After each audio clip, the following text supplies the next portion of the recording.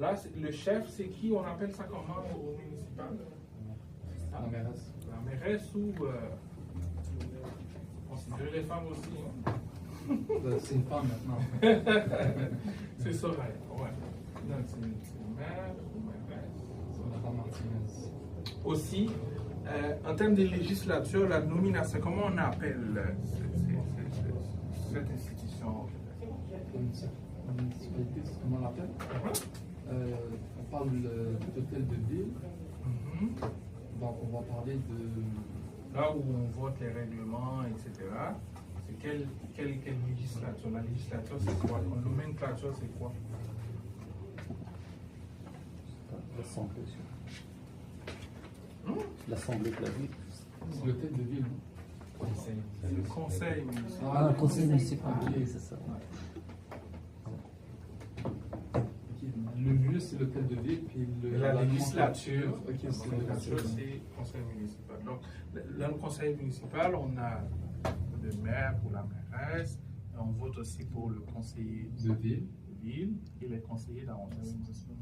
Donc, le tout réuni ensemble forme ce qu'on appelle le conseil municipal. Et c'est eux qui décident sur les règlements, comment fonctionne la ville, qui vote, etc.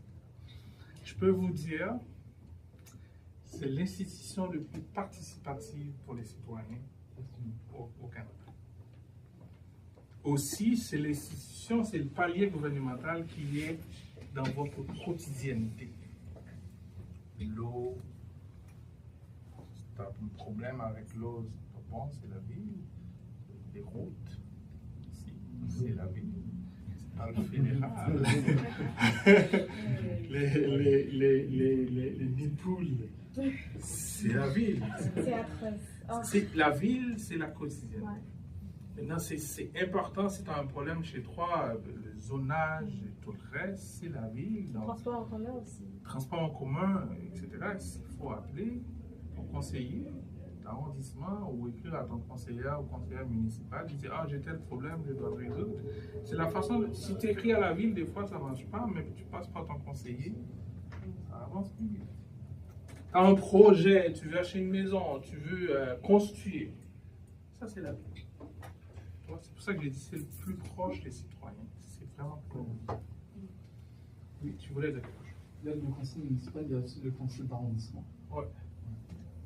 C'est dit, le tout forme le conseil municipal. Le conseil d'arrondissement, c'est vraiment plus petit, ça. Vas-y. Une fois dans une réunion de ma ville, j'ai un monsieur qui s'est présenté comme le PDG de la ville.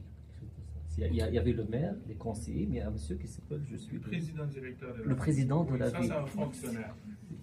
C'est un fonctionnaire. Il n'est pas élu. Parce que la ville a des fonctionnaires. C'est juste une personne, ça ne change pas, ça ne bouge pas. C'est comme au fédéral, il y a des ministres, des sous-ministres, mais ça ne change pas.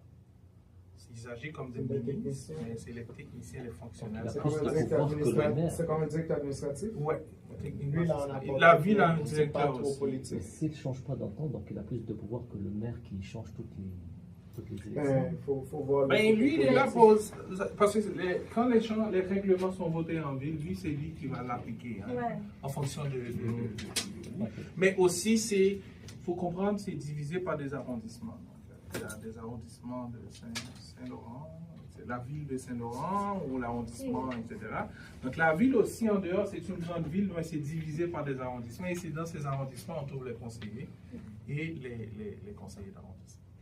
C'est vrai qu'officiellement, ces personnes n'ont pas de pouvoir, mais officieusement, c'est vrai qu'ils ont une influence. Oui, c'est les fonctionnaires. Voilà, officieusement, c'est-à-dire qu'il n'y a pas de... C'est eux qui discutent tout ce que le problème de zonage que vous avez, le politique peut agir sur le prix, comment on va payer, les règlements, augmenter ou descendre le prix, mais celui qui valide les choses, c'est le fonctionnaire. Donc, en termes pour les compétences au niveau municipal, ça agit sur l'urbanisme, le zonage, transport en commun, loisirs, collecte des déchets, police municipale, dirigement, parc. Donc, la police, c'est le municipal. C'est les trois. Vas-y. La police, c'est les trois niveaux. Donc, je parle de la police. Ouais. La police. Il y a trois niveaux, la police. Oui, il y a la GRC qui est au niveau fédéral. il y a la Sûreté du Québec pour les villes qui n'ont pas les capacités d'avoir une police. Aussi, à Montréal, on a la police de Montréal. C'est parce que Montréal, c'est une grande ville. On a la capacité économique de payer une institution. Mais pour les autres petites villes qui n'ont pas ces moyens-là, le luxe, comme la ville a 10 000 habitants, etc., comment ils vont payer une force de police? Donc, c'est là qu'intervient Québec avec la Sûreté du Québec qui s'assure qu'on a quand même une présence policière dans ces villes. OK, excellent. Donc, comme on disait, en termes d'impact, c'est les pistes cyclables, Valérie. Le combat de Valérie Laplante. Les bibliothèques, les centres communautaires, taxes foncières, c'est ceux qui veulent acheter ou construire des maisons, les permis de construction, tout ça, c'est la ville. Quand vous avez ce genre de problème, c'est la ville qui s'en occupe, etc. Dans la ville, c'est des élections à date fixe, comme au Québec.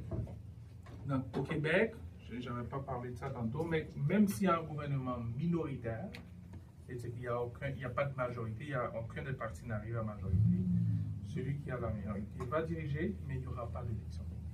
Le PM ne peut pas décider de partir en élection. Il peut démissionner, mais le parti va faire une investiture, le chef de parti va finir son mandat. On doit, à chaque 4 ans, en novembre, refaire les élections au Québec. Donc, que ce soit majoritaire ou minoritaire, c'est comme ça ne change pas. C'est la même chose au niveau municipal. Souvent, au niveau municipal, des fois, il y a des mairesses ou des maires qui sont très chanceuses. Ils ont toujours la majorité, mais il y a des villes qui il n'y a pas de majorité, donc c'est des consensus. Sur chaque dossier, on doit discuter avec les autres conseillers pour trouver une entente, une solution pour faire passer. C'est vraiment ça. Donc, comme je disais, au niveau municipal, c'est vraiment l'institution le plus accessible aux citoyens. Et comment on fait ça, c'est on peut se présenter au conseil d'arrondissement ou au conseil municipal. Vous pouvez y aller, poser des questions, interroger les conseillers, interroger les maires. Vous pouvez aussi faire des pétitions, demander à la ville de changer des choses, de faire des modifications. C'est vraiment l'implication citoyenne. Souvent, vous habitez dans une ville, puis vous ne regardez pas même les conseils, etc. Mais alors que toutes les décisions qu'on va prendre, ils vont construire une école autour de toi, et c'est à travers les conseils municipaux ou les conseils d'arrondissement qu'on change. Ou ils montent le stop. S'ils vont mettre un stop au point de Paris, s'ils vont mettre une... Tout ça, c'est décidé comme ça. Aussi bien, par exemple, les centres d'injection, là, qu'on en parle, c'est quand ils mettent des centres d'injection proches d'une école. Mais c'est des projets qui décident 1 an, 2 ans à l'avant, mais 1 an de cela, ils ont décidé ça dans un conseil municipal, mais tu n'étais pas là pour dire oh, je ne suis pas d'accord. C'est quel point le fait que je dis je ne suis pas d'accord qui va changer? Est-ce qu'il faut qu'il y a une majorité de voix pour changer? On peut aller dans les conseils, demander la parole, expliquer pourquoi. On peut faire une pétition, demander à d'autres personnes de signer la pétition. Si la ville voit une forte majorité des gens qui habitent à peu près dans ce quartier ne sont pas d'accord. On est une société démocratique généralement. Si la population n'est pas d'accord, la ville va pas vous imposer. Parce qu'ils vont perdre la prochaine élection. Justement. OK. J'ai des petites questions.